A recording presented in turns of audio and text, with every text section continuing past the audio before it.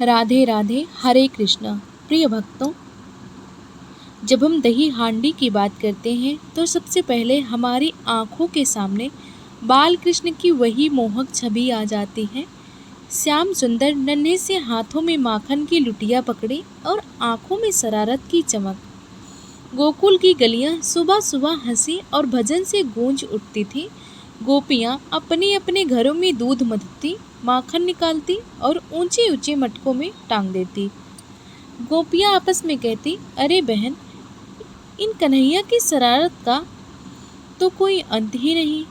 कल ही मेरे घर का माखन ले गया, आज तो मैंने मटका इतनी ऊंचाई पर रखा है कि देखती हूँ कैसे चुराता है। लेकिन गोपियाँ भूल जाती हैं, कन्हैया अकेले नहीं था, उसके साथ था उसका सारा ग्वाल बालों का दल। कृष्ण ने अपने मित्रों से कहा, चलो रे, आज फिर माखन का युद्ध होगा। जो ऊपर चढ़ेगा वही सबसे बड़ा वीर होगा। ग्वाल बाल तालियां बजाते हैं, हंसते हैं और खुशी से झूम उठते। कृष्ण ने अपने साथियों को इकट्ठा किया। एक एक करके बच्चे एक दूसरे के कंधे पर चढ़ने लगे। सबसे ऊपर स्वयं नटखट नंदलाला। गली में खड़े लोग यह दृश्य देखकर हंसी रोक नहीं पाते। गोपियां ताली बजा बजा कर कहती, अरे रे, देखो देखो, ये कन्हैया फिर से हमारे मटके पर चढ़ रहा है। दूसरी गोपी, अब की बार हम इसे रंगे हाथ पकड़ लेंगे। लेकिन क्या गोपियां कभी कृष्ण को पकड़ पाई? नहीं, क्योंकि यह तो उनकी लीला थी। जैसे ही पिरामिड पूरा हुआ, कृष्ण ने मुस्कुराकर ऊंचाई में झूलते मटके को पकड़ा। एक हल्की चोट और धड़ाम, मटके से दही और माखन चारों ओर बिखर गया। ग्वाल बाल खुशी से चिल्लाने लगे, जय कन्हैया लाल की। मित्रों, क्या आपने गौर किया, बालकृष्ण का यह खेल केवल माखन चोरी नहीं था। यह हमें सिखाता है कि ऊंचाई पर रखा लक्ष्य पाने के लिए टीम वर्क चाहिए, संतुलन चाहिए और सबसे बढ़कर विश्वास चाहिए। अगर नीचे खड़े साथी हिल जाएं तो ऊपर वाला गिर जाएगा। यही जीवन का भी सच है। माखन चोरी के बाद गोपियां नंद बाबा और यशोदा मैया से शिकायत करने पहुंचती। गोपियां, अरे नंद बाबा, आपके लाला ने तो सारी हदें पार कर दी। अब तो हम घर में माखन रखें या ना रखें, सब कन्हैया का ही है। यशोदा मुस्कुराकर कहती, अरे बहन, छोड़ो भी, बच्चा है, खेलने दो। लेकिन गोपियों का गुस्सा तब और बढ़ जाता जब कृष्ण अपनी मासूम हंसी से सबको जीत लेता। वह अपनी बड़ी बड़ी कमल जैसी आंखों से ऐसे देखता कि शिकायत करने वाली भी मोहित हो जाती। कृष्ण की यही अद्भुत लीला हमें बताती है, सच्चा प्रेम वह है जो गुस्से को भी हंसी में बदल दे। जीवन में कभी कभी हमारी शरारतें ही दूसरों के चेहरे पर मुस्कान ला देती हैं। इसी तरह धीरे धीरे वह माखन चोरी की लीला बड़ी परंपरा में बदल गई। गोपियां मटके और ऊंचाई बढ़ाती, कन्हैया और ग्वाल बाल पिरामिड को और मजबूत बनाते। यही लीला आगे चलकर बनी दही हांडी महोत्सव। सोचिए, जहाँ कभी गोकुल की गलियों में माखन की बूंदें गिरती थी, आज वहीं से प्रेरित होकर पूरा भारत दही हांडी के रंग में रंग जाता है। प्रिय भक्तों, गोकुल की गलियों से शुरू हुई जो लीला थी, वही आज दही हांडी के रूप में हमारी संस्कृति का महोत्सव बन गई। जहाँ कभी गोपियों के मटकों में छिपा माखन था, आज वहाँ उत्सव की हांडी में भरा है भक्ति, आनंद और भाईचारा। गोपियों ने जब मटकों को और ऊंचा लटकाना शुरू किया तो कृष्ण और उनकी साथी भी और ऊंचे पिरामिड बनाने लगे। यह खेल धीरे धीरे लोगों के दिलों में बस गया। यही माखन चोरी सदियों बाद महाराष्ट्र और भारत के अलग अलग हिस्सों में दही हांडी के रूप में मनाई जाने लगी। सोचिए, जहाँ कभी गोपियाँ मटकों में दही छिपा कर रखती थी, आज वही दही हांडी के मटके में माखन, दही, नारियल और मिठाइयाँ रखी जाती हैं। लेकिन असली स्वाद उस माखन का नहीं, बल्कि उस मिलजुल कर जीतने की भावना का है। महाराष्ट्र में यह परंपरा सबसे लोकप्रिय हुई, खास तौर पर मुंबई, पुणे और ठाणे में। यहाँ युवाओं के दल जिन्हें गोविंदा पथक कहा जाता है, सड़कों पर निकलते हैं। रंग बिरंगी वेशभूषा, ढोल ताशों की गूंज और हजारों लोगों की भीड़ इस उत्साह को जीवंत बना देती है। मित्रों, दही हांडी केवल खेल नहीं है, यह है एकता की पहचान, भक्ति का उत्सव और युवा ऊर्जा का प्रतीक। यह हमें दिखाता है कि जब युवा शक्ति साथ आ जाए तो कोई ऊंचाई असंभव नहीं। गोविंदा का दल जब मैदान में उतरता है तो हर किसी की सांसें थम जाती हैं। सबसे पहले मजबूत और बलशाली युवा नीचे बनाते हैं, फिर उस पर धीरे धीरे परतें चढ़ती जाती हैं।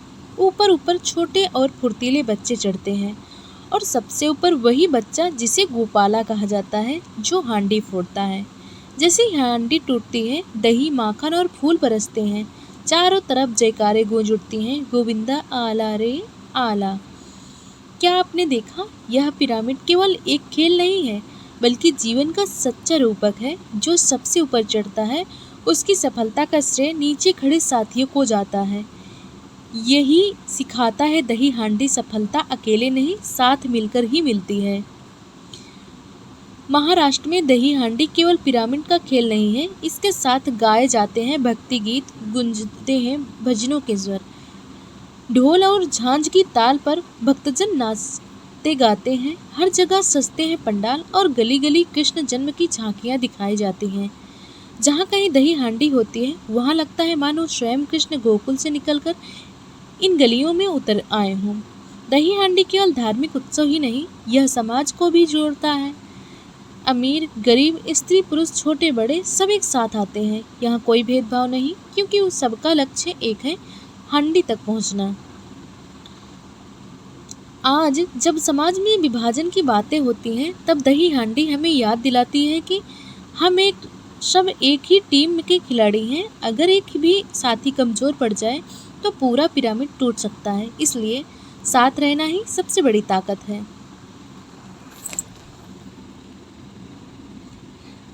प्रिय भक्तों, जहाँ कभी गोकुल की गलियों में छोटे छोटे गोप माखन चुराने के लिए मटके फोड़ते थे, वहीं आज यह लीला भारत के महानगरों और गांवों की रग रग में बस चुकी है।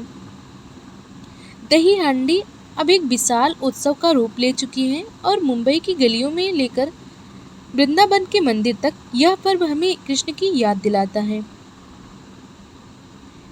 मुंबई में जन्माष्टमी का जश्न निराला होता है। यहाँ की गलियाँ रंग बिरंगी झालरों और रोशनियों से सजी होती हैं। ऊंचाई पर बंधी हांडी को देखने के लिए हजारों लोग जुट जाते हैं। गोविंदा पथक अलग अलग मोहल्ले से आते हैं, कहीं सफ़ेद कुर्ता और नीली पट्टियाँ, तो कहीं भगवा गमछे और हरे झंडे। जैसे ही टीम मैदान में उतरती है, ढोल ताशे की गूंज बढ़ जाती है।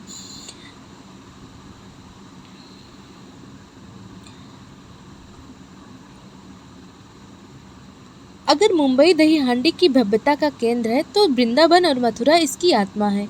यहाँ दही हांडी केवल प्रतियोगिता नहीं, बल्कि कृष्ण जन्म की लीला का विस्तार है।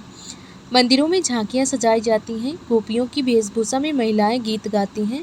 हर गली में कृष्ण की माखन चोरी का दृश्य दोहराया जाता है। जब वृंदावन में हांडी टूटती है, तो ऐसा लगता है जैसे स्वयं कान्हा गोपियों के बीच उतर आए हों। आजकल दही हांडी केवल पुरुष का पर्व नहीं रहा गया है, कई जगह पर महिला गोविंदा पथक भी हांडी फोड़ती हैं। यह देखकर समाज को एक नया संदेश मिलता है कि भक्ति से खेल और साहस स्त्री और पुरुष में भेद नहीं रखते। जब महिलाएं भी दही हांडी में भाग लेती हैं, तो यह केवल उत्साह नहीं, बल्कि समानता और सशक्तिकरण का प्रतीक बन जाता है। यही है आधुनिक कृष्ण लीला, जहाँ हर कोई भक्ति और आनंद में शामिल है। दही हांडी का यह पर्व युवा शक्ति का उत्सव है। युवाओं की ऊर्जा, उनकी टीम वर्क की क्षमता और उनकी दृश्यता सब इस खेल में झलकती है। लेकिन साथ ही यह पर्व भक्ति और संस्कृत का भी संगम है। आज के युवा जब हांडी तक पहुंचते हैं, तो वे केवल माखन और दही नहीं पाते, बल्कि कृष्ण की कृपा और समाज को जोड़ने का संदेश भी साथ लाते हैं। प्रिय मित्रों, बहुत से लोग सोचते हैं कि दही हांडी केवल एक खेल है, लेकिन वास्तव में इसमें जीवन का गहरा संदेश छिपा है। ऊंचाई पर बंधी हुई हांडी क्या है? यह हमारे लक्ष्यों और सपनों का प्रतीक है। नीचे से ऊपर चढ़ते हुए गोविंदा क्या है? वे हम सब की जीवन यात्रा का प्रतीक है। और जब मिलकर पिरामिड बनाता है, तो वह बताता है कि ऊंचाई पर पहुंचने के लिए सिर्फ अकेले प्रयास नहीं बल्कि सहयोग और टीम वर्क की जरूरत होती है। गोविंदा पथक हमें सिखाता है कि एकजुटता में अपार शक्ति है। पिरामिड बनाते समय सबसे बड़ी परीक्षा होती है संतुलन की। वैसे ही जीवन में भी संतुलन बनाए रखना ही सफलता का मूल मंत्र है। अब जब महिलाएं भी दही हांडी में भाग लेती हैं तो यह समाज को बताता है कि भक्ति और आनंद में कोई भेदभाव नहीं है। माखन और दही केवल प्रतीक है, असली लक्ष्य भगवान की कृपा और आत्मिक आनंद। सोचिए भक्तों, जब कृष्ण अपने दोस्तों संग हांडी फोड़ते थे तो वे केवल माखन नहीं चुराते थे, वे दुनिया को बताते थे कि जीवन आनंद के बिना अधूरा है। आज की तेज रफ्तार दुनिया में जहां लोग अकेलापन और तनाव से जूझ रहे हैं, दही हांडी हमें याद दिलाती है कि भक्ति और उत्साह हमें जोड़ते हैं।